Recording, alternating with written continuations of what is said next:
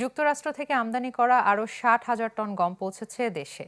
সকালে চট্টগ্রাম বন্দরের সাইলো জেটিতে আনুষ্ঠানিকভাবে এই চালানটি গ্রহণ করা হয়। এ সময় উপস্থিত ছিলেন বাংলাদেশে নিযুক্ত মার্কিন রাষ্ট্রদূত ব্রেন্ট টি ক্রিস্টেনসেন, ছিলেন খাদ্য সচিব মোহাম্মদ ফিরোজ সরকার এবং চট্টগ্রাম বন্দর chairman rear admiral S M Moniruzzaman. ব্যবসায় প্রতিষ্ঠান অ্যাগ্রো পার্কের মাধ্যমে ৩টি চুক্তিতে ৬,৬০,০০০ মেট্রিক টন গম কিনে বাংলাদেশ, যার মধ্যে 3,50,000 টন ইতোমধ্যে সরবরাহ করা হয়েছে।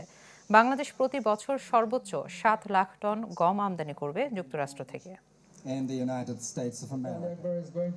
তিনটা চুক্তির মধ্যে প্রথম চুক্তির 4টা জাহাজে 2,39,600 টন কার্গো অলরেডি আমরা পেয়েছি এবং দ্বিতীয় চুক্তির এটা হলো দ্বিতীয় জাহাজ। দ্বিতীয় চুক্তিতে টোটাল কার্গো আসতেছে 2,30,000 টন এবং আরও তৃতীয় চুক্তির জাহাজগুলো এখনও শুরু হয় নাই, এগুলো হয়তো পরের মাসে শুরু হবে।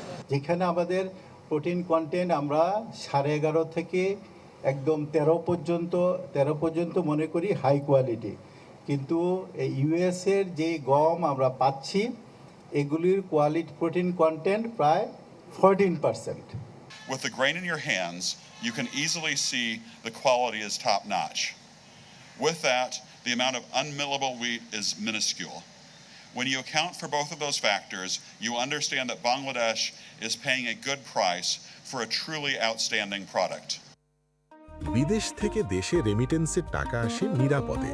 তাই আজই আপনার আপনজনকে বলে রাখুন, রেমিটেন্সের টাকা যেন শুধু নগদেই পাঠায়।